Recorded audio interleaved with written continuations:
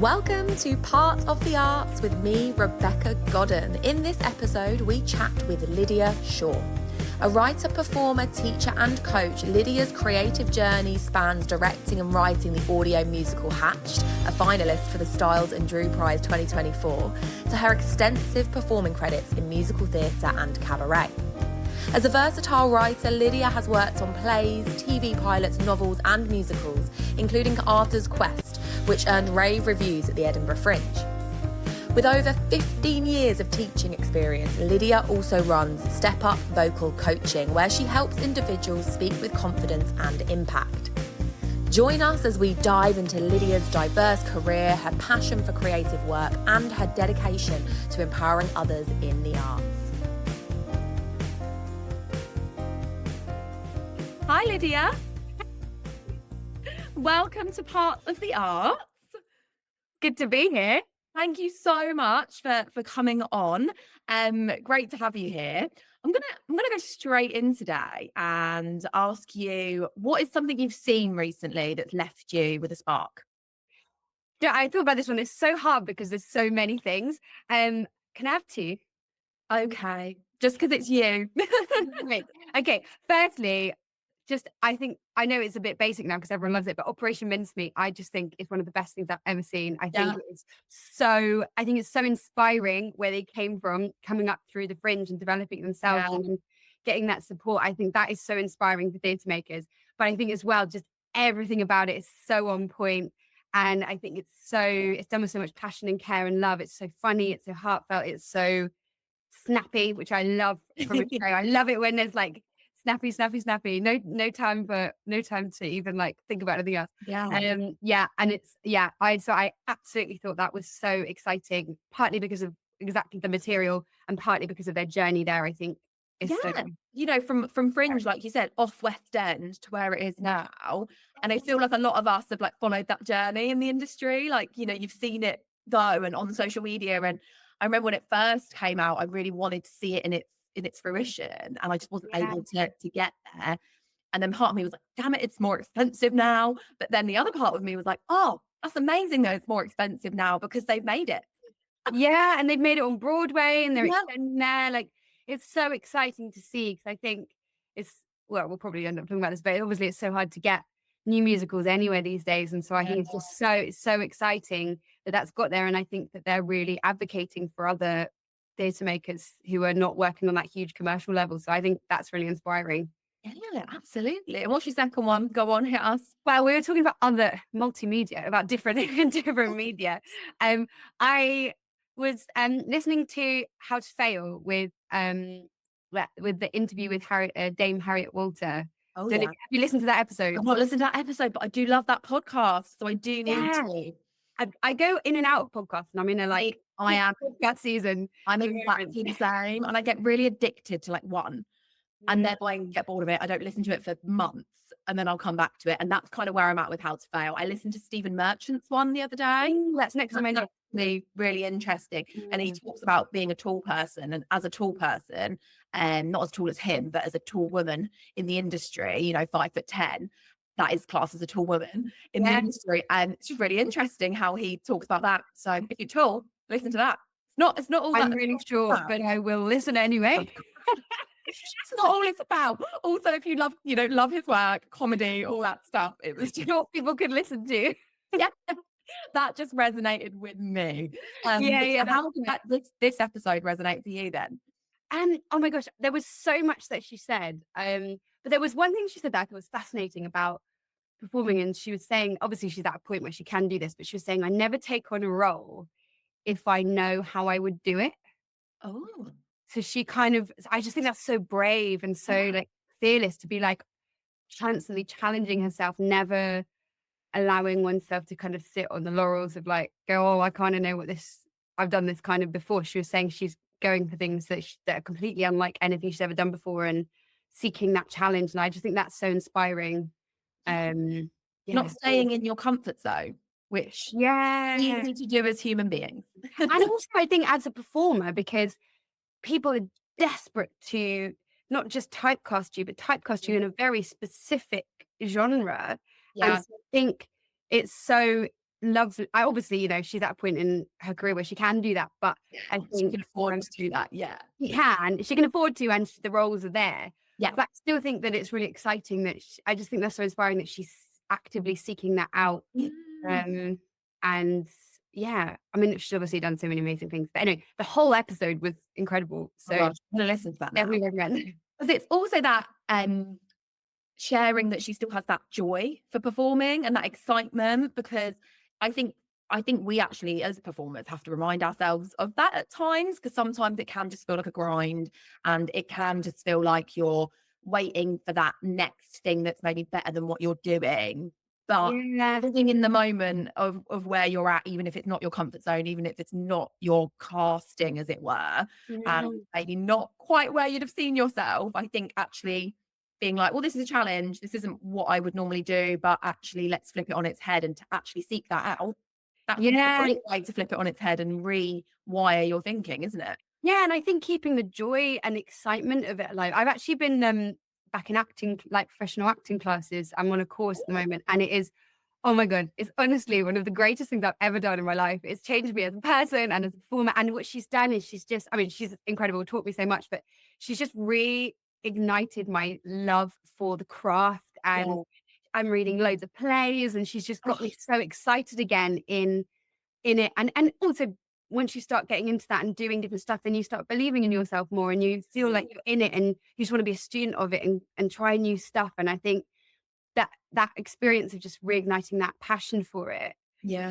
probably having got stuck in particular casting areas, it's Mhm. just so refreshing that she's going, yeah, you can do this part, and giving me something that no one else has given me the opportunity to do, and getting in class and just doing it. And I think, And being in a workshop setting, I did an R&D recently and I had a similar feel. I was, thinking, God, having this opportunity just to play and be pushed and to push myself, and also kind of get a bit of positive reinforcement from the creative director in the room, because when you're constantly, we'll talk about your expansive portfolio in a minute, when you're constantly doing everything.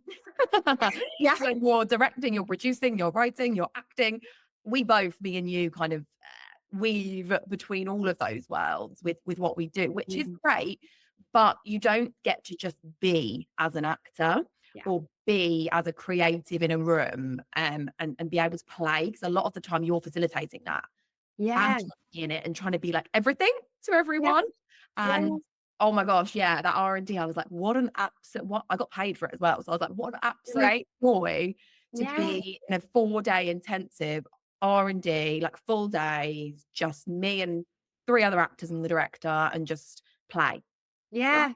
Oh, And sit in the craft of it rather than having to be like, as you say, running the room, which when you're sort of facilitating sessions or workshops or teaching or coaching, so you spend so much of the time focused, you don't get to actually to go, oh, and focus on your own activity. You're really just focused on other people.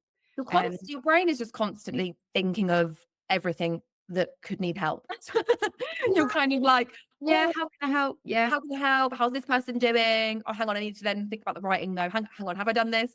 And it's quite yeah, you can't just be one thing. So I think No.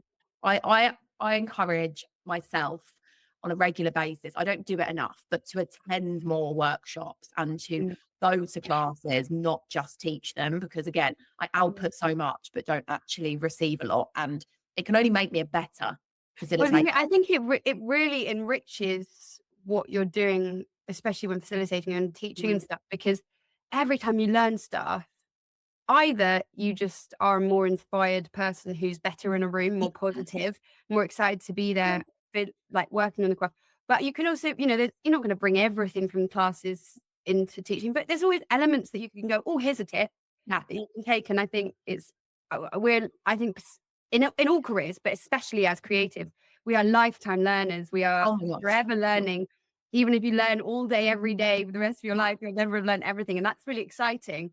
And I think it's just finding places where you can, and finding the time and committing the time to continual learning, I think is exciting. Yeah, I think, yeah, absolutely. Like balancing the rest days and the Well, yeah. I Rest days, what are they? was about to say, I was like, this is technically one of my rest days. And look, I'm creating, I'm learning from you. And do you know what? This podcast has done that for me as well. Just chatting to people in my industry and just learning from each other and talking about our experiences and sharing in that has been great for me. So I am with you on the learn, keep learning. Never done. Yeah. Never done. Never done, never cooked.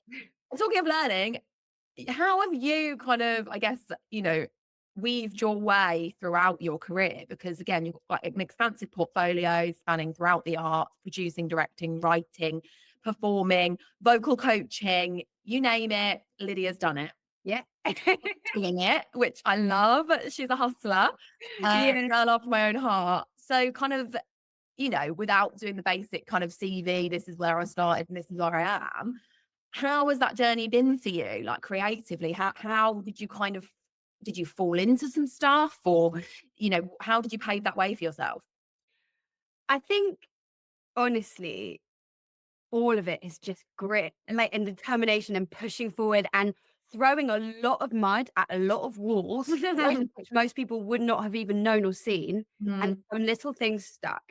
And I think as well, I think it's easy to get despondent when you're not getting in the rooms you want to be in, if you're not getting the jobs you want to get, getting the opportunities you want to get. And I think you've got two choices at that point. Well, you've got three. You can give up, you can keep going but be grumpy about it, or you can just do something yourself and whatever it is. And for me, I think it's channeling that creativity um into something, and it doesn't necessarily, it can be anything. And I think that's why I have so many jobs, is because it's gone in different places, and perhaps once paths have been really well trodden, and then like, okay, well, I can keep a bit of this, but then what's another path to keep me excited? So mhm. obviously, so I went to university, actually, while I was there, wrote a musical with Ed, took it to the Fringe. Uni. Yeah, it wasn't anything to do with the uni, but we just did it Oh when I was. God, when the rest of us were just getting drunk at the SU. Oh, I was doing that too. I was doing that too. Don't need a rest day. Just go to Yeah, okay, fine. Yeah, she was. Yeah, to be fair, I was having acting, like paid acting gigs at uni already, and everyone was like, "What are you doing?" And I was like, "Well, this is why I'm here." hustling. Babes. Yeah.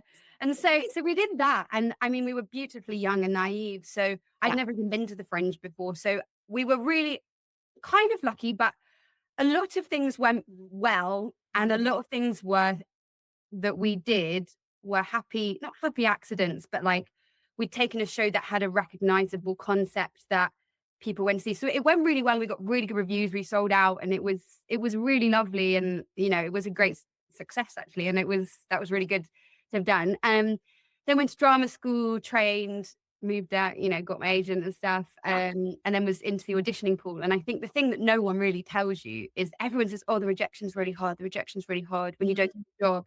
And I'm like, I don't care if they don't give me the job. If they let me in the room to let me sing my song, then I'm like, okay, cool. Now you've seen what I can do. So now you can decide. I think the really hard thing is not getting in the rooms. And that is the thing that can make you feel despondent because you're not even getting a chance. You're not showing your craft to anyone. Yeah. And you're not getting to engage them, because I always think, like, Mm. I always treat dance auditions, I think they're just like a free dance workshop. You're going to work really hard, but you get to do it. And singing, I used to get really nervous about singing auditions, and I've tried to really think about them now as just, it's a chance to just go and sing a song. You get to do a bit of your craft for 5 minutes, and that's nice. And so you're not getting to do that. And obviously I was, going to singing lessons every other week, because it was back then when you could afford to do that. I was thinking that, yeah, back when you actually went to classes and, Yeah, dance training times a week. I was going to singing lessons every other week. I was working my butt off. And so I started teaching alongside that. And some jobs came in, but actually I've had multiple agents, but I have got all but two of the jobs I've ever done. I've got them all myself. Yeah. Now, having an agent probably helped get in the rooms, but I I think that's true. Sorry, Russell, if that's not true. Nothing like sorry to my agent. Yeah, no, but my current agent is the one who got me both of those. But maybe there's probably like a couple of like little gigs, but kind of two bigger shows. Yeah, maybe 2 or 3. Maybe there's a few more, but almost the majority of stuff. The large majority You've sought out or you've connected yourself, and I can really resonate with that. Me too. I have also, you know, mainly it's through networking and then getting into the room via that, or just emailing, social media. Yeah, honestly, yeah. And I think people would probably look at my CV and go, "Oh, well, great, your agent," and I'm like, I got all of those by just hustling hard. Now, my agent was getting me seen for stuff, which is great, and at all the times my agents were getting me seen for stuff, but I think it's just going that was happening as well, and those were things that happened. So I think building through those things, and I think back before COVID, things were really like on their way up, and we were really building well, and lots of nice things are happening, and I was sort of getting better at auditioning and getting through to things. And then obviously COVID happened, and the industry has really shifted, particularly music theatre has shifted since then. But and I do feel like it's back on the up now. But I think it's coming back, isn't it? It's not completely back, but it's getting there. I think since January a lot more has come through, and I think it's really good. Yes, I am like books and blessed up to my eyeballs. Yeah, which is great. But I'm like, it's all come at once. One, I think we're at the end of the financial year. So lots of people are like, oh, we've got to spend our budgets. Let's put on that thing we said we were going to, and all of that in the like most basic terms. But also, I think you're right. I really, since the new year, there's just been more call outs. I've seen more stuff on socials. I've been contacted about more stuff. I've had conversations about more stuff with fellow creatives, and it's just seems like something like the bubbling is happening again. Yeah, I think people finally feel safe post-COVID to start creating some of the less safe, slightly more risky projects. Well, not, I suppose, more ground roots projects. Yeah, that are not commercial things that will definitely sell and make loads of money. So I think that's really exciting, and I think that's really lovely to be seeing in the industry. I think it's still extraordinarily hard. It's significantly harder and worse than it was before COVID. And so I think that we have to work harder as performers to stay creative, stay in the zone. I think stay loving it, because if we're not, what's the point? Like, if we're not in doing some stuff that we enjoy in whatever way, we might as well just go and have loads of money instead. Like, you may as well just go be a banker in central London. If you're a banker and you love your job, I'm really happy for you. Yeah, I like it. No shade to any bankers. No shade. No shade to any bankers. Like, you do you, hon. But I think performers are such resourceful, exciting, creative people who are driven and gritty, and because especially those who keep going, those of us that have been going for like over 10 years. There is some drive in you, and I think when you go into situations where the people aren't performing arts people, realize how special performers are. When we're all together, we're just loud and vibrant. But actually, when you go into other settings, the things like the discipline, the passion, the drive, the energy, the personality, all of that is so valuable, and I think we forget to value that in ourselves. So I think what's really interesting is, obviously I love teaching performing arts, singing, dancing, acting, lambda, whatever. But I think it's really interesting when you have other work outside of the performing arts. So for example, like my fitness work, I had a fitness company that I was running, Jiggle Fitness? Jiggle Fitness, yeah. I did a few of the jiggle workouts in COVID, in lockdown. Yeah, so I was running it for a year, then moved it online during COVID for about another year. And then I had so many projects going on, including hats, which we'll come to in a second. And I just got to the point where I was like, actually, I'm doing this out of passion. I'm not making any money because I just wanted to spread the fitness and endorphin joy. And actually, I was like, this is great. And I probably will go back to it at some point. But it was a lovely way to bring some people together and feel that I was putting good stuff out into the world. And it kept me creative, it kept me active, it kept me learning, meeting people. And I think that was a really valuable thing to be having alongside performing career where, let's be honest, most things are not going to go your way. You're probably not going to get in the room. It's very hard. And so having things that this is something I'm really a big advocate for, is having things that you are in control of, that you can move forward when and if you have the energy and creativity. Yeah. So that they're very much on your terms. So since then, I actually started the public speaking coaching because when you were talking about meeting and getting in the room with different people that aren't like us, that aren't theatre people, and just know how to communicate and are buzzy and vibey, I was thinking, is that where the kind of want to do public speaking came from? And then you've had those experiences of going into those rooms and realizing, oh, these people need people like us. Yeah, because I think honestly, our education system doesn't offer public speaking, any coaching in voice, breath, support, public speaking, body language, or confidence or any of that. And so I think it's astonishing that actually, really, if you haven't been to drama school, and some private schools do a bit of it, but really, if you haven't been to drama school, no one's taught you how your voice works, how to breathe, how to express yourself. And they haven't learned, well, I didn't really learn this at drama school. I've learned it from my own grit and studying since. But confidence, how do you manage nerves? How do you manage them in the long run to build your confidence? How do you, when you're in the moment, overcome the nerves and get yourself in a better mindset? And I think that stuff isn't taught. And so I think for me, that was going, what do I know and what can be useful? And I think having a side hustle where I really feel like I'm putting something useful and good into the world is really important to me, but also that it's something that can be creative and is people, because that's the other thing. I do have a massive portfolio career. I do a lot of jobs, but when COVID happened, I realized that all of them are to do with people. These people. Where are the people? I can't wait to go. Oh, do you know what though? Exactly the same as me. Everything went and I was like, oh yeah, it's all to do with people. And now the people aren't there. And apart from going online, you were like, what do you do? Yeah.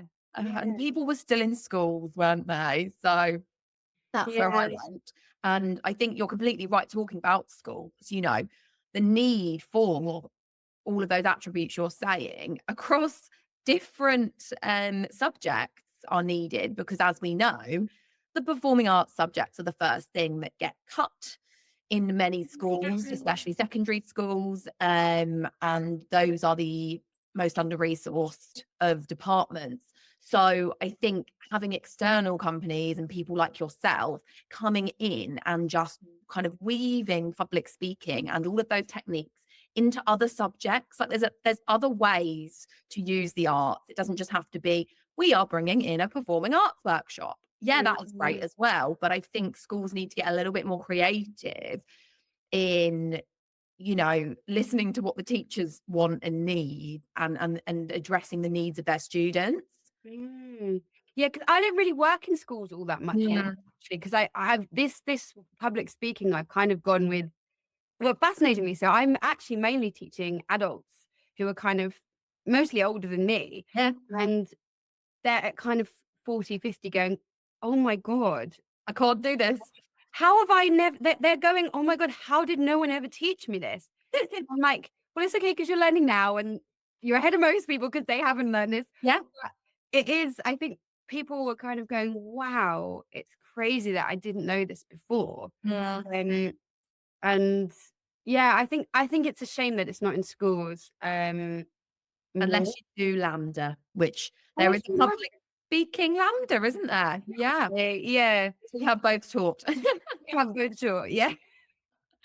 Amazing. And so when you do your public speaking sessions, are they in like corporate kind of industry? So, yeah, and mostly at the moment I'm doing online coaching one-to-one, which is actually really lovely because it's very personal and then it's actually really creative because you're listening, you're going, okay, what's going on there? You're working at what they're doing with their voice. Where is the tension sitting? What skills can we add? And then you're kind of creatively problem solving, going, oh, what skills from my teaching career, from my singing career, from my acting career, from my fitness career, from my public speaking all of those, you go, what tools can I bring in that are going to help solve this person's problem? So it's actually really lovely because it draws together everything that I am doing in all these areas. And I'm able to use these skills in a really creative way. So I really love doing that. But I am also trying to sort of work and do some workshops in businesses as well, just to kind of spread the joy of the education a bit more. Course. I've actually got something that might work for you. So I'll tell you afterwards. Always connecting people, Lydia. I'm always connecting. I feel like I should be an agent sometimes, honestly. You're a great agent, actually. Thank you. I'd earn more money as well, wouldn't I? Maybe that's something I should think about. Career move.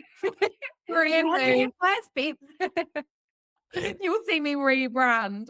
And and also I was thinking about this podcast when you were talking, thinking back to when you were saying about doing something for you on your terms when you have the energy to.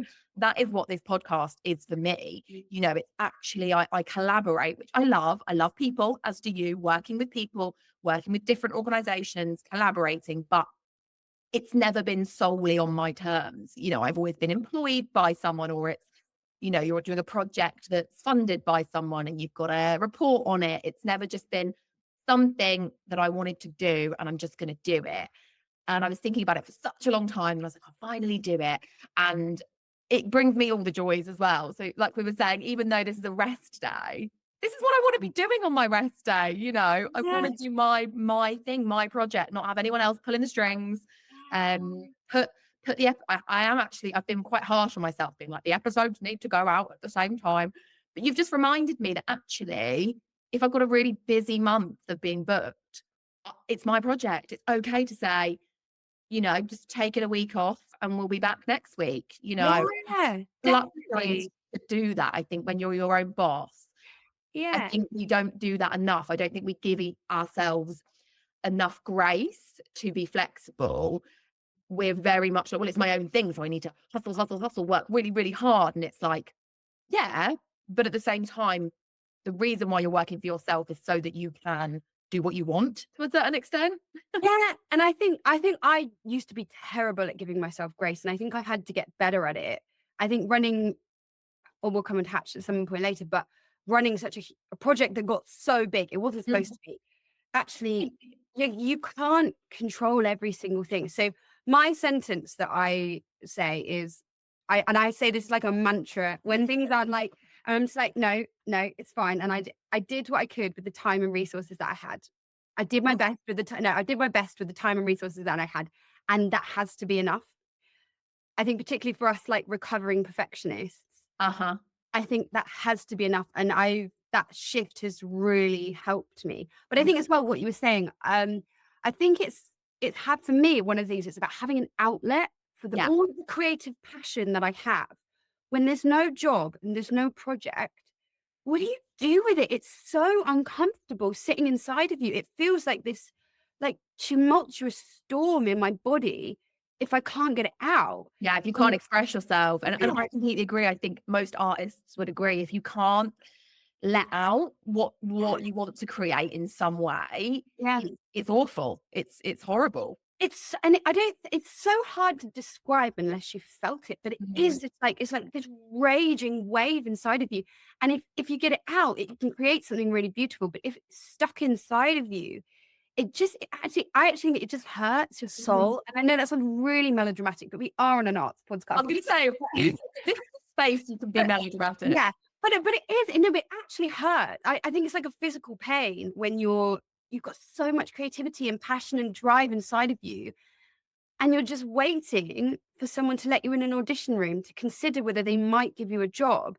And that's the industry, and that's the job we all accepted. So that 100%, like that's that part of the job. And if you want to do that, great, and you have to accept it. And if you don't, then you do something different. Yeah. But so that is the job, and I fully accept that. But I think it's finding coping mechanisms, but ways to make that work. And I think that is one of the main things that allows people to stay in the industry, is if you have things, creative outlets that will keep you passionate. Because I think some people do job hop, and great for them, we're not bitter at all. No, I'm joking. No, but like great, and that, you know, that's really lovely for them, and they maybe don't need this, but for those of us that are jobbing actors who, you know, they're not having jobs given to them all the time. It's having creative outlets for to fill and keep that passion going, and having people around you, whether it's in, you know, this acting course is amazing for me at the moment, or the dance classes I used to go to, those people that inspire you and keep you feeling like you're in it. And I think as well, it's having something going on outside of the performing arts. I know that's counterintuitive because we're on a performing arts podcast, but I think you have to have something that you are able to enjoy, whether it's a hobby or a project or something, or even a job. You have to have something going on outside of the art. And it is all consuming, like you said, that feeling that a lot of us feel of I've got something in me and it needs to be created. If I don't have the access or the kind of the avenues to do that, it's painful. So to not be sat with that feeling all the time is also super important, to be able to kind of leave that at the door. And you know, and I have quite a lot of friends where I'm based, where I live, who are not in my industry at all. Yeah. And hanging out with them, honestly, obviously I absolutely adore hanging out with my arts friends. Yeah. You do just end up talking about work, as does anyone in any industry. You get dragged into it. Yeah, if you hang out with who you work with or the industry you work in, of course it's going to come to work. That's how you know each other. That's how you exist together. But I love, shout out to my friends that aren't with me, who you are. I love it because I learn so much just about life. And it puts it into perspective, I think. Like, it's not that nobody's job is more important than anyone else's. It's not that. But it just reminds you that a world exists outside of the industry, which sounds silly, but I think you get into those places where all you've been thinking and talking about is the industry. And I think you need some people. I mean, theatre people are the greatest and I love them and they're my people. And I can't live without them because they are so wonderful. But I think just having people you can just talk about other stuff and they don't really get the industry and they love you and support you, but they're like, and you're like, actually, it doesn't really matter. And it reminds you that little thing that you got so fixated on wanting, like no one cares. Like they care, but like it doesn't matter in the grand scheme of life and where we are, you know, actually having a life and enjoying it is also just as important as creating. Yeah, and I think it's important to have the friends who understand why these things are important. And I think it's important to have the friends who go, life exists in completely other ways. People take holidays. I know. Like, what? I've actually got a few days. I'm actually going away just for like 3 days. This is like how much holiday I'm allowing myself. It's so hard. Even then I've got a rehearsal the day after I get back for a new show that I've been cast in, which is amazing. But like, you bet your ass I'm going to be reading the script on my holiday. You know? Yeah. 100%. So it's like, you know, we've got this kind of retreat in the middle of nowhere. There's a hot tub. I'll be in the hot tub holding my script. Trying to relax. Yeah. I'll be like, well, my body is relaxed, but my mind is reading. Yeah. That's so funny. My mind is learning the lines. And talking of scripts, let's chat about what you've written. Let's chat about Hatched, the musical. I'm just going to let you take it away because I've been following it, you know, from fruition on the socials. And I feel like recently, like you said, it's just blown up in a good way. I think that it has, but I think that is because I have been like selling my soul. That's what I mean. Like, I've seen it kind of go. You know, it's been ticking. And it's just been such a joy to finally see it get to where it is. And with, you know, having an audio musical album released. That's amazing. Yeah. I think so we originally started, I'm going to start at the big. Please. So basically we basically had conversations about wanting to write a new musical because we did a show together. We hadn't seen each other since we wrote the musical in Edinburgh, and we did a show together and we were like, oh, we should write something else. So we had a couple of chats and we were like, oh yeah. And we'd somehow got into like feminism. We were talking about that. There there was a all-female flight crew who'd landed a plane in a country that they couldn't even drive a car in. Wow. And we were like, whoa. And then we started looking at some kind of rights around the world, and there were so many places. And this was 2019 when we started this. There were so many places where women couldn't vote without a male relative. They couldn't leave the house without a male relative's permission. And we were just like, oh my God. And obviously so much has happened since then. Oh yeah. We started looking at suffragettes. And anyway, we kind of were talking about, you know, how do we remove it from reality to kind of make it more palatable is not the word, but accessible.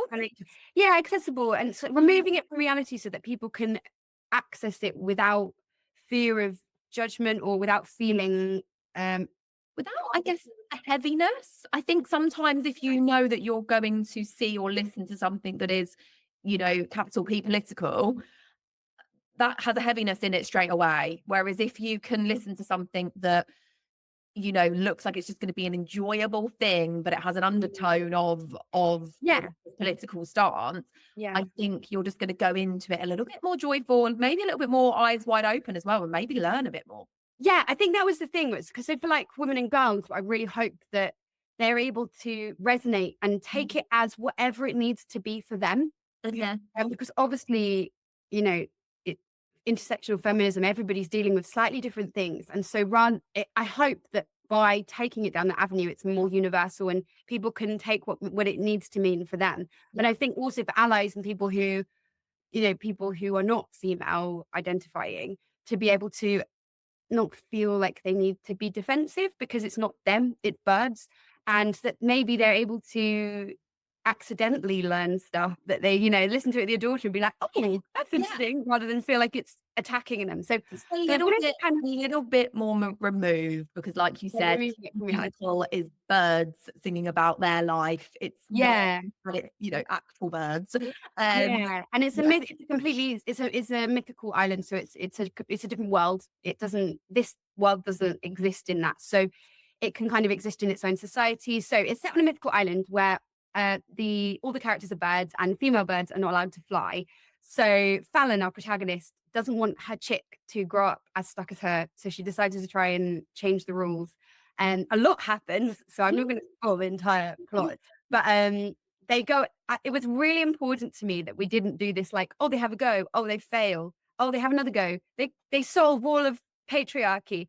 That actually there's different obstacles. And because we did it in the audio musical format, it allowed us to not have to follow quite such a traditional musical theatre form structure. Although there's definitely an act 1 and act 2, because we're musical theatre people. I mean, that has to be. It wouldn't make sense otherwise. But because it was like that, it's a bit longer than a musical could be. There's more songs. We were able to explore plot lines and characters a bit further, which was lovely. So we settled on this. Obviously, COVID happened, and we were like, I messaged Ed, and I was just like, we both have lost all our work. Do you want to write it? Yeah, so we spent, I would love to add up the hours that we spent we weren't even on Zoom, we were literally on the phone. With Google Docs open. Yeah, I know, I would love to add up the hours. I mean, honestly, thousands hours. Like tens of, I don't know, that maybe not tens of thousands, I don't know, anyway, a lot. And we spent so much time anyway. So we'd kind of workshopped it a few times, and originally we were going to write it as an audiobook with songs.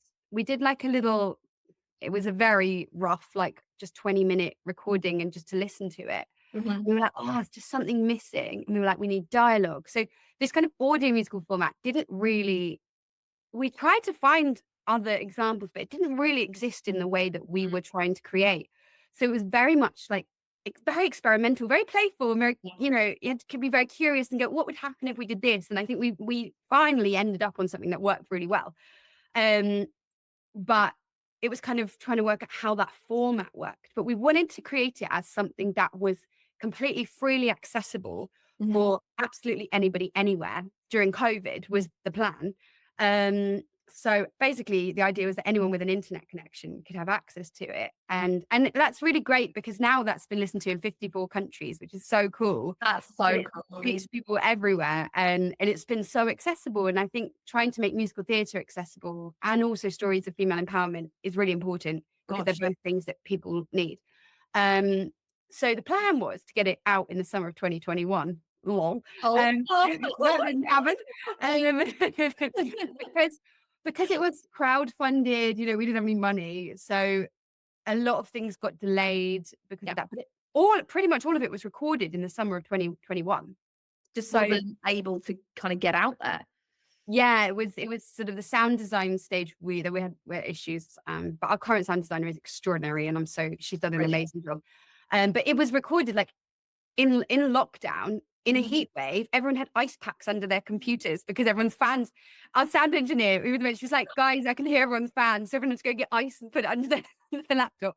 Everyone was like under duvets. I mean, I'd like found some like sheets to hang up behind me, and I was like looking into my wardrobe. It was so bizarre. And I think if you listen to the album, which is out, if you listen to the album, or actually even the audio show, I just think no one would know. And I think that's so credit to our sound team that nobody would know that most people were literally had a microphone and they were under a duvet. You know what? I feel like every actor that has had to record some sort of audio has been there, kind of in their wardrobe with a sheet over them, or like with coats and just quilts piled around.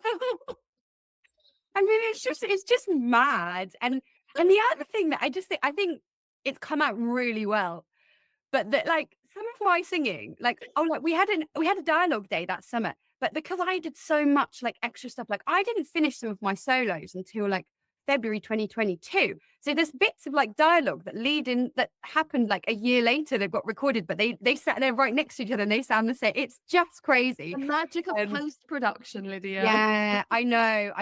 So it's credit to our sound design team, who are female. Makes me of course, of course.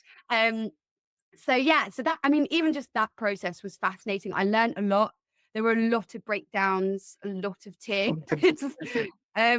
Because I don't really want to be a producer, but sometimes you've got to do it because otherwise it doesn't get done. It just sits on a computer. Oh my gosh. I was literally, Brittany, who was on the podcast this week, she exactly the same thing. And she said she never wanted to be a producer, but at the time who she was working with, it was her professor at uni, was like, I know you don't want to hear this, but I think you'd be a really good producer because you just get stuff done. And I'm the same. I never wanted to be a producer, but I definitely produce in a lot of what I do now, because I just get stuff done. And people that just get stuff done end up in that. And sometimes it is a little bit like, because it's a little less very creative. It's very painful for creative minds, I think, because I think honestly, what I've realized is that it's not just producing, it's producing with no money. Because if you have money, producing is project managing, which I'm forcing it. Absolutely. When there's no money, you have to spend days researching how to do a new career and then have a go at it. Like, I don't want to be a graphic designer, but you have the money to pay someone to do a design. So when we did the redesign, we were like, me. So I just didn't have to sit there and hours like trying to work out how to, how do I make a thing look good? Looking at, I've research. You have to then try and do it. Then you have to like get loads of feedback because you don't really know what you're doing. And everything takes so long because you're basically trying to do 20 different theatrical careers. So if you have money, if I was producing a project and I had lots of money and a budget, I'd be like, cool, I'll just project manage. I employ people to do that and make sure they're doing it. Absolutely. Yeah. Like, if I produce with a budget, that's such a good way of describing it, actually. If I produce with a budget, it doesn't feel like producing because it feels like I'm managing a project. Managing, yeah. But if I'm producing, I'm going to say this podcast, I am doing everything you just said. Yeah, and you have to learn how to edit audio. And I mean, I have learned that during this project, and that's a useful skill, and I can take it forward. It's a useful skill. If I have time to do it, no, and I think that's the stressful thing because also you're trying to do every single task yourself, but it's coming up to a deadline. So you only have your linear time, but if you had 10 people, they could all do it in a short amount of time and get that stuff done. That's the other thing. So I think it's really hard, but I think that's why I think you have to be working on projects that you believe in with your whole body. Yeah. Because then every time you're having a breakdown, and oh my God, I've had someone the other day was like, Lydia, you're so present, like all over social media, like you make it look so easy. And I was like, babe, I was on the floor sobbing yesterday. Honestly, I was like almost, when you're like about to go. And then I just got an email. Spotify just weren't being helpful. It wasn't anything that bad. And I dealt with it a minute later in 5 minutes. I just literally just dropped my washing on the floor and just. But sometimes it just feels like it's just a bit much when you're just a one-woman band. But nobody was being helpful, and everyone was just being, not people, but like companies I was trying to get answers for.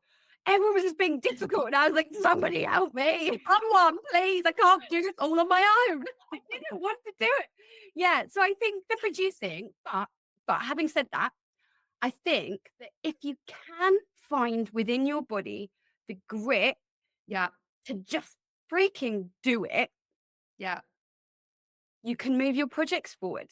And that's the thing, like writing is I always thought being an actor was quite expensive, but being a writer makes Spotlight look so cheap. It's just so expensive. So I think I've learned a lot, and I think actually see, this is the other thing to tie this back to what we were talking about. One of the main reasons that I started the public speaking coaching business, and I started it for corporates rather than schools, was to go somewhere where I could get we could reasonably, without ripping people off, be charging a high rate, because that's where the money is, to charge a high hourly rate, to give myself time and money to create, to put money towards projects. And so with this album release, because last summer, basically, when we put the podcast out, I couldn't get anybody to do our PR. I tried really hard. Everyone was busy with Edinburgh, and the Olympics were happening. It was crazy. Yeah. And I couldn't get anyone time. Yeah. So I emailed hundreds of people. I mean, hundreds. Bloggers, papers, magazines, free websites, 3 things for kids to do in the summer. And almost nobody replied. And it was a very dark moment. But then, because I was like, okay, if you're trying something and it's not working, you have to change something. Yeah. Doing the same thing will give you the same results. So I was like, okay, the only other thing I have left is to go on TikTok. And I'm too old to be on TikTok. But I was so desperate and out of other options. You were like, here we go, TikTok, I'm coming for you. Yeah. And I didn't know the platform. I hadn't spent any time on it. But I was like, I've just got to do it, because there's no other, I couldn't see any other option. I got on TikTok, and that has gone really well, but it's a lot of work. It's a huge amount of work. But that is where you say it's kind of boomed. That's where it's come from. It's come from that. And then me building up the confidence to then start posting it across other places and ask people to come and dance with me on TikTok. And I know, I've been so I'm not on TikTok at the moment, and everyone keeps saying, Becca, you need to for this, mainly. And I went off of it because I realized I was losing hours of my day just scrolling on it. So I need to figure out the self-discipline to be able to like post actively, but not really be that much of an active user. But it's really hard because you have to kind of learn the platform, because it's very different to Instagram. It is, yeah.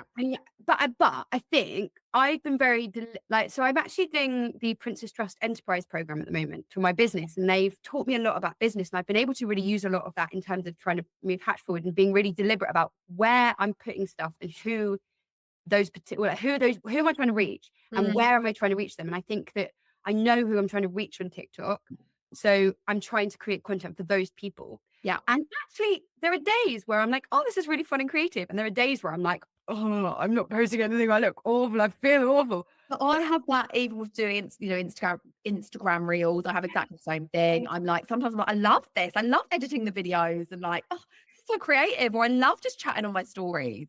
And then I'll have a week of being like, I do not want to put my face anywhere. I just didn't want to show, like January, because I did a Christmas show and it was very, very intense. And I was trying to do other stuff at the time. We were trying to get Hatch. And I came out of Christmas and I was just so burnt out. Yeah. I could hardly just get stuff going.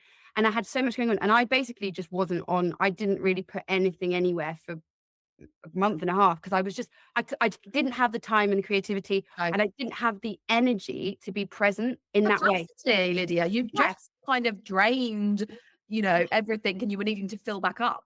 We did this Christmas show. We did 39 shows in 11 show days. What? Yeah, it's quite aggressively That's difficult. a lot. That's a lot. Was it musical theatre? Yeah, it was a kids show for Christmas. Yeah. At Wimbledon. But yeah, it was very intense. But anyway, it's fine. But like, I think, yeah, thank you. I survived. But I think that's going, I didn't have the capacity or the creativity or the energy. So I was just like, I'm just going to leave that be for a bit. Okay. I had a break. I come back to it and I feel better. So I think, yeah, we've gone on a bit of a tangent, but I think the producing thing, I think it's just going sometimes. And I think women are kind of quite good at this of just going, something needs to be done. If I don't do it, no one's going to do it. Yeah. I can either just email people and be like, would you like to put my musical on? Or I can just do something myself. So, and maybe, there are other options, if it had gone a different way and we did have a professional producer doing it, that would have been lovely. But you didn't. And you did what you could to make it work for you at the time. With the time and resources that we had. Oh, I'm going to trademark that, Lydia Shaw. Yeah, but I honestly say that to myself like multiple times every single day. Just to like, I do think it's such a great mantra for the healing perfectionist inside. But yeah, anyway, Hatch.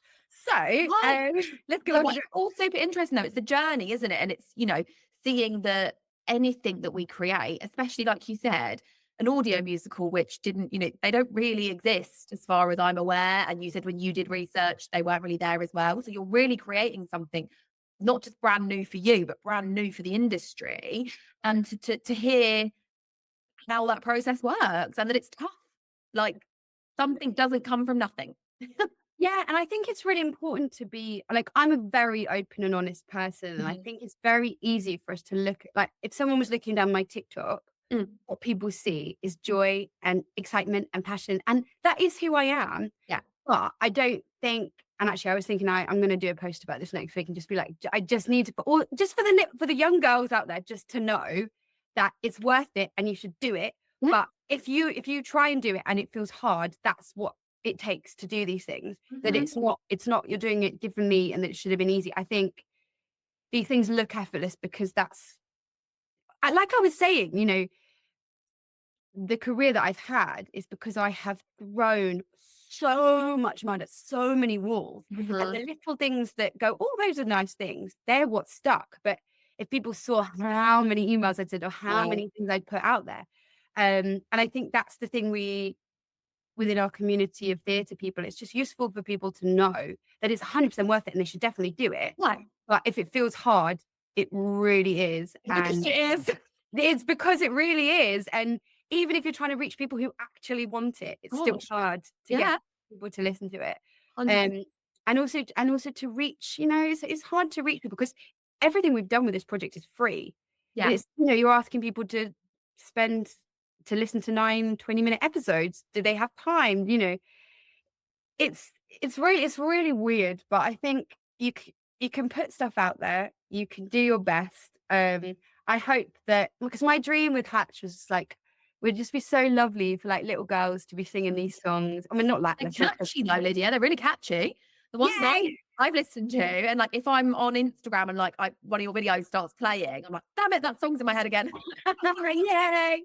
Yeah. And I went, I don't really, as I say, teach much in schools at the moment, but someone asked if I'd go and do a Hatch workshop in a school. Oh. Yeah, and it was like, they'd all listen to it and they were all singing along, and I was like, oh my God, little fangirls, literally. I know. It's so lovely. And actually, I think connection, this was the other thing I was going to say to you, actually. Connection, I think, is one of the other things that really helps you stay motivated. Like, even on TikTok, there's a group of, I think most of them are girls who are really excited about the album coming out, and they've been, every time I post it, and they're like, oh, can't wait. And do you know what? They probably don't realize. Yeah. And they all comment, and I'm like, they don't realize how much that is giving me, because putting stuff out on the internet, the only thing that I can do to see who's listened to experience the fact that other people have listened to the audio series, let's say, is looking at Acast.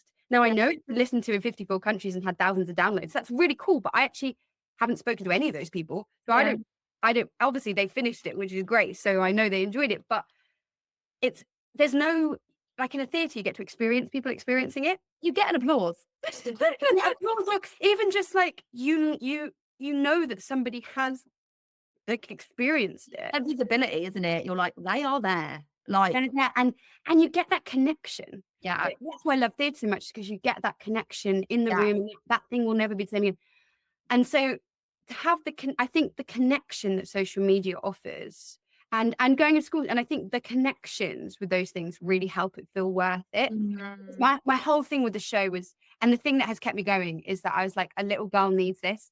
Like a lot of the storylines about the kind of three females, and I didn't intend to do this, but obviously it happened, that, you know, those three lead females are all of those personal journeys they go on are journeys that I've been on and am on. Well, And write about what you know.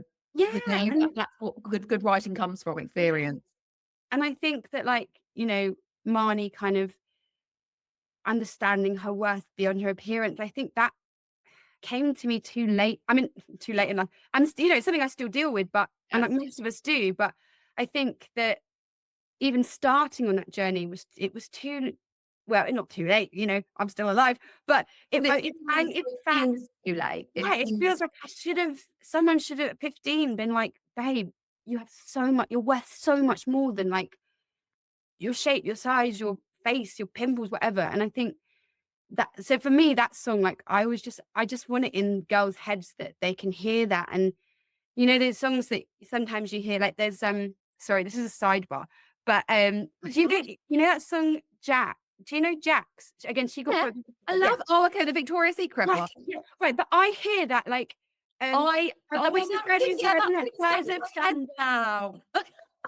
but when like she's like, I wish somebody would have told me when I was young, or that the thighs of thunder meant normal human thighs, and I hear that in my head, and I'm like, those things that like, that's why I'm really glad they're catchy, because I want little girls to have in their head these like these little earworms of like positivity, like little mantras, and so I think, and there's quite a few songs like that, and I think my hope with the show was that girls and women will feel seen, that their experiences and difficulties and challenges will feel really validated, but also that they get to experience not watch, was no visual, but they get to experience these people, these women overcoming those things as well, just to remind them that there's hope, that we can change the world, we can make it better. And there's a song that I included in the album. It's a very short little song, but for me, it's the heart of the show, and it's also just one of my like values in life. It's called A Little Bit Better. It's one of my favorite songs, and it's just that honestly, the kind of the lyrics are literally this, because this is just my thing in life, but that I just think everywhere you go and everyone you meet, just leaving them a little bit better than you found them. Yeah, that's so nice. And I think that message of like, we can't deal with the fact the world is falling apart right now, but you can just, in your little world, take tiny actions to support others, to make the situation fairer. And that's not just women, you know, allies can just go, oh, sorry, you hadn't finished talking when a man interrupts a woman. What were you going to say? You know, just these little actions. And I think that would be nice if more people did that. Wouldn't it be lovely? Really nice. That's not explicitly in there. But I think it's just kind of, I don't know, I think because I care so much about, well, because I desperately needed these messages growing up. Yeah. I want to put them out there for the young girls that are out there now, because, you know, that thing, have you ever seen that quote? It always makes me cry whenever it comes on my Instagram with a like inspiring quote, but it's like, in the end, I think you become the person that would have saved you that time no one did. Yes, I have. And have you seen the trend as well, where everyone's like, what would I tell my younger self? Oh my God, what now me would tell my younger self at the real what you're doing. And that's kind of part and parcel, isn't it? Of like, yes, absolutely. Yeah. So I think it's just having real grounding in the project that, I think as well, the fact that I'm like, it's kind of good for me to have my work out there, but actually the kind of knowing, we talked about, well, this is kind of what we talked about with teaching, that it can help other people. Yeah. And I think that for me is really important as a writer across anything that I write. That Absolutely. has to be there because that's the point for me. Yeah. So where can we listen to it? And are they two different things? So there's the audio musical and then there's the album attached. Yeah. Yeah, so there is a 9-part, fully dramatized audio series it's kind of like using radio drama, audiobook, and musical theatre. So you've got songs, dialogue, narration, sound effects, environments. It's amazing what the sound designers done. So you can listen to that on all podcast sites. There's all the links are on our website, so I'll give you that in a second. But yeah, so there's the fully dramatized series. So you get the full story. There's like 32 songs, I think, in it. So you get like the full story, and all of that. And then there was secondly, which has just come out, the album, which is 20 songs from the show. It's fully remastered and extra zhuzhed. And I think they do follow the story arc. So I think that even if you just listen to the album, hopefully that's a really nice in to be able to just get into feel the character, feel the story, get the earworms in your head. And then you'll be like, oh my God, I want to know what happens. And then you listen to the audio show. I was going to plug in and finish the audio musical because I was kind of listening to it as it was coming out on your socials. I was kind of following it at a point, and then I kind of dropped off because, you know, life. Yeah, that's this absolutely reignited my. I might pop the album on while I'm doing some editing. Yeah, it was just come out. So, and the album's not too long. I feel like that. So that the album's on all streaming sites. Good gateway into the gateway. Yeah, I think it's a good gateway. Yeah, so they're all on Spotify, Apple Music, or Apple Podcasts, depending on the album. And I'll put all the links. Yeah. Basically, hatchedmusical.co.uk. All of the links are on there. And I'm also, I'd love it if anyone listens and they want to come chat and find me and tell me whether they loved or hated it. We're at Hatch. Maybe if you hated it, just don't actually. At Hatch. Here's Lydia on the podcast inviting trolls. No, actually, do you know what? Actually, that surprised me on TikTok. People haven't really told me, but there was a couple of people who were being unpleasant to people in my comments, and I was like, "Don't you come up to my teenage girls?" You're like, I'm taking them under my wing, and they're staying there. Yeah. I mean, I totally am that person. But yeah, but actually, no. But anyway, I'm on TikTok and Instagram at Hatch Musical, and like, if anybody. I'd love to hear from people. As you're saying, like, it's just great to connect with people who are enjoying it. And kind of like, just quickly, like, what's kind of next for it? So obviously you got nominated for a Stiles Drewe Prize, which supports and develops new musical writing in 2024, which is super exciting. And so kind of like, what's next? Would you be applying for more stuff like that? And is there a future beyond what Hatched is so far? Oh, sorry, I just breathed in. So I have written it as a stage show. I would love to get it on. I've been applying for a lot of programs and stuff because I just don't have the capacity to put on a full stage musical myself right now, because I also want to start writing new stuff, and it's all been waiting and I'm ready and I just need to like the time to get going. So I'm applying for stuff and I hope that we can move that forward at some point. I think as well, something else I'd love is to get it licensed so that theatre schools and amateur groups can do it, because it's so female heavy, which is really great for those groups. And I think that it would be lovely. Again, it's another girls' schools would be all over that, Lydia. Yeah, perfect. Yeah, and I think it's another lovely way of spreading it and getting these messages in people's heads and putting it out there. So again, that's something on the list that I would love to do. Timescale wise, it's really hard because, as we said, the industry is still really recovering. Yeah, and I think it's people are very risk averse. Understandably, producers are very risk averse at the moment, and it is quite a big show. I've written it down to like nine cast members minimum, but that's, for some people, that's still very big. So, but there's like 20 plus parts for other people. So we also were longlisted for MYMT development. So that you probably will apply again for that, and hopefully we'll be able to progress it. So in some way, I'm trying to be very open-minded, because I think actually what's important is that the message gets out to younger. Out there. You've got it out there in 2 different audio platforms at the moment. Yeah. 2 different variations. And I think that's like such a success story, from COVID times to where we are, you know, from the industry on its knees to the industry still recovering. Like, you should be so proud of that fact. Thank you. It's just been so lush for me, like, as someone who has performed with you in the past. That's how we know each other. To just see that, and just seeing like such positivity through your messaging as well. And you are such a positive light of a person. And just you on social media, honestly, just follow Lydia on social media, guys. She's just so like, it's just, you pop up and I'm like, she's just such a vibe. She's so positive, like so bouncy. And it just can't help but, like put a smile on my face. Yay. Which is amazing. And talking about putting smiles on people's faces, I would love to hear what the weirdest job you've ever done is. Like thinking about, it doesn't have to be one that is in your craft. It can be like a side hustle or like a kind of a muggle job that you had to do to get by. But do you have something that stands out where you were like, this is what am I doing? Well, I don't know if it was like, I think at the time, we were like, this is funny. I was quite young. It was one of my first jobs. Always. And I did, I just think there's some moments that are really funny. I did some Alice, I think it was Through the Looking Glass thing at Brentwood. And I was being the Red Queen, which in itself was, that wasn't that funny. But then we were also doing other bits in it as well. And oh God, I was like puppeteering with this like UV dragon and stuff. But the best thing was I don't know, they'd written this song, and it was like we were doing like we're in the middle of Alice in Wonderland. Yeah, we're doing this like chicken song, and so we all came on like even birds, Lydia. They've been following you around. Yeah, we were. Like honestly, we just had like chicken heads, and like I don't know, we were just dancing around in the middle of Alice in Wonderland. We're just dancing around like to this country chicken song. I just still have it. The costume lady was like, we were like, can we keep them? Because they were like full, like a chicken, like in a hat on your head. And then we were dressed as chickens as well. With like wings. It was very funny.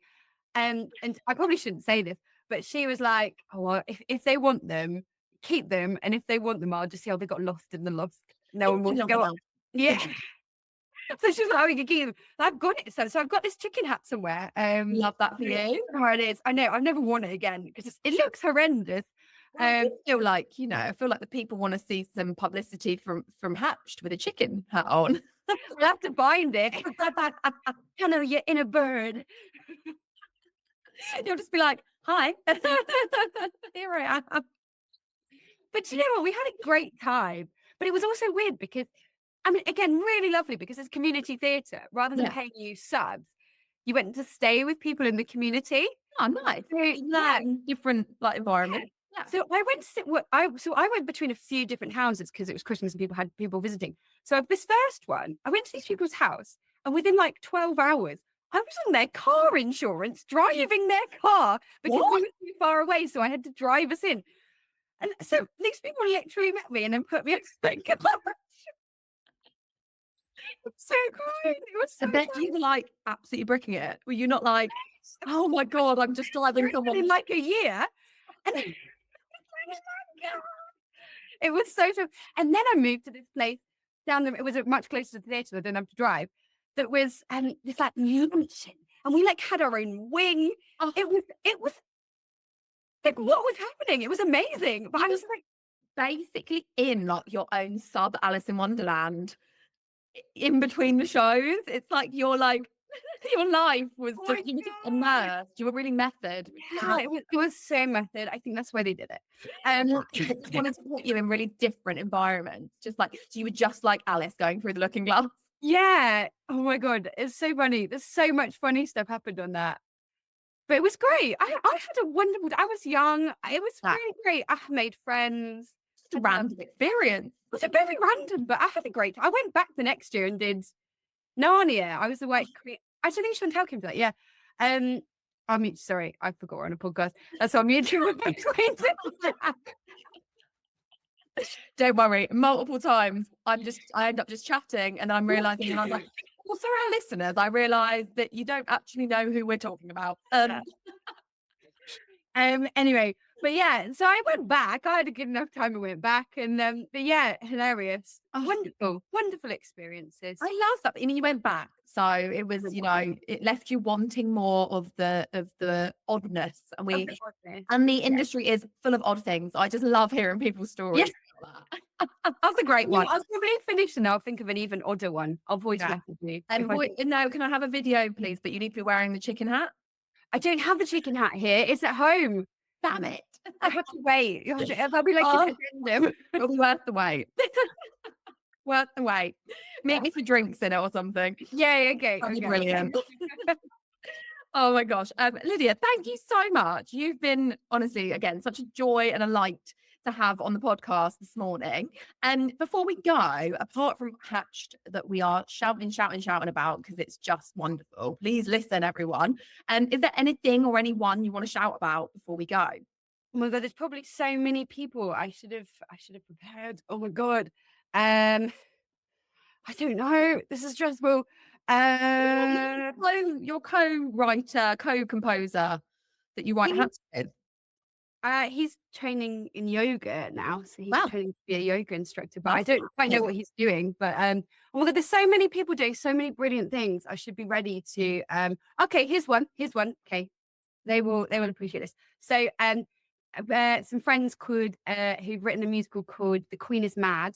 There's an album, so it's not for family audiences like Hatch, but it's very feminist. It's girl power. It's written by Amy Claire Tasker and Tom James McGrath.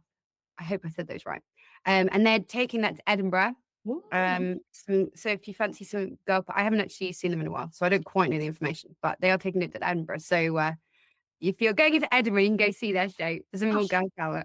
There we go. It's more women, girl empowerment. We love it. You've got me pumped for the day now. I'm like, yeah. Gonna whack on Hatch the album and do some editing. That's my day. I hope you enjoy it. Send me a video of you dancing around to it. Okay. Don't have to ask me twice. Thank you so much, Lydia, for being a vital part of the arts. Keep doing what you're doing, spreading your joy, flying around everywhere that you go. And we'll catch up soon. Yeah, thanks so much for having me on. Thank you so much for listening to Part of the Arts. If you enjoyed this episode or any of the others, please subscribe, share, and leave us a review. Also, we would love it if you could support this passion project by buying us a coffee. All the info is below. Thank you and see you next time.